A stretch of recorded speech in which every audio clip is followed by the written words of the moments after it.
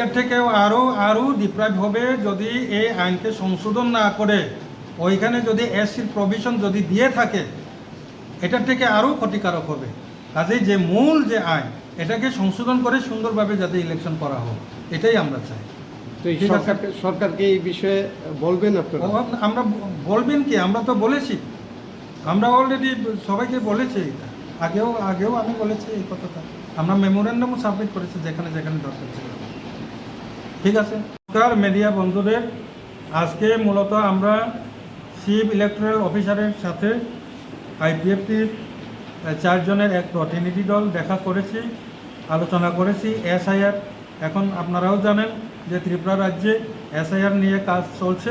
তো ওইখানে আমাদের কিছু প্রস্তাব ছিল সংশোধনের, বিশেষ করে এনুমারেশন ফর্মের ব্যাপারে। তো এই ব্যাপারে আমরা chief election commission of India দিল্লির সঙ্গে কথাবার্তা করে আলোচনার জন্য আমরা সময় চেয়েছিলাম। তারা আমাদেরকে বলেছে,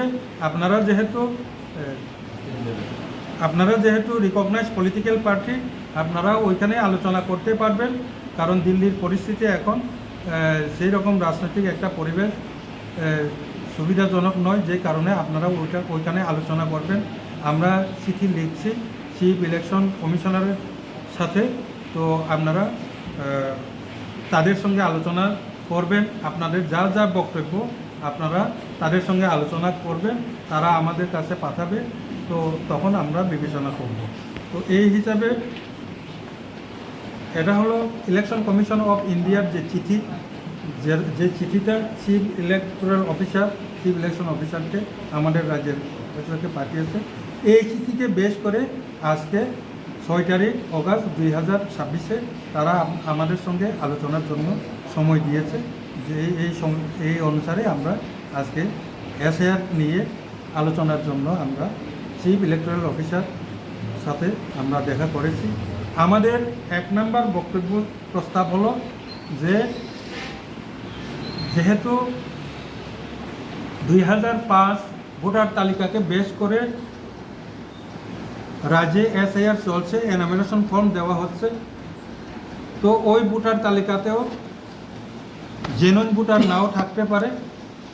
বিশেষ করে এডিসি এলাকার ক্ষেত্রে যে সিটিজেনশিপ অ্যামেন্ডমেন্ট অ্যাক্ট 2019 চালু হওয়ার পর জেনারেল এবং এডিসি এলাকার মধ্যে কিন্তু সিটিজেনশিপ অফ ইন্ডিয়ার ক্ষেত্রে ক্রাইটেরিয়া এলিজিবিলিটি আলাদা আছে। জেনারেল এরিয়ার ক্ষেত্রে 2024 ডিসেম্বর পর্যন্ত যারা বসবাস করবে তারা সিটিজেনশিপ পেতে পারে, কিন্তু এই আইন এডিসি এলাকাতে অ্যাপ্লিকেবল না, প্রযোজ্য না। যদি প্রযোজ্য না হয় তাহলে জেনারেল এরিয়ার যে ফরম্যাট আর এডিসির এরিয়ার যে ফরম্যাট, এটা সেম হতে পারে না। বর্তমানে কিন্তু সেম ফরম্যাটে এনুমারেশন ভোটার তালিকার নামের জন্য বাড়ি বাড়িতে গিয়ে কাজ চলছে। সেখানে আমাদের একটা আপত্তি যে এই ফর্মে এডিসি এলাকার ক্ষেত্রে আলাদা যে প্রভিশন, সেটাও যাতে এখানে ইনক্লুড করা হয়, যাতে আমরা 2005-এর যে ভোটার তালিকাতে যারা ডাউটফুল ভোটার আছে তাদেরকে যাতে আইডেন্টিফাই করতে সুবিধা হয়। বিএলও ইলেকশনের জন্য প্রস্তুত, ভিলেজ কমিটির জন্যও আমরা প্রস্তুত আছি।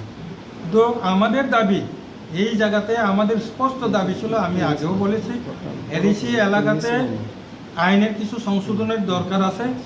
ভিলেজ কমিটিতে 13টা এসসি চেয়ারম্যান, ভিলেজ কমিটির চেয়ারম্যান এসসি রিজার্ভেশন রাখা আছে, যেটা উচিত না। কারণ এডিসির মূল আইনে রিজার্ভেশন এসটি বাদে অন্য কোনো রিজার্ভেশনের প্রভিশন নেই।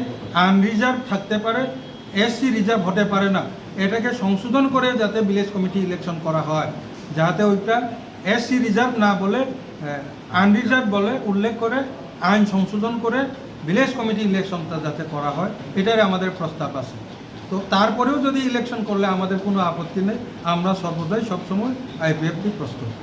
তো এই যে এসআইআর কাজটা চালু হয়, এটার জন্যই আমরা প্রস্তাব রেখেছি।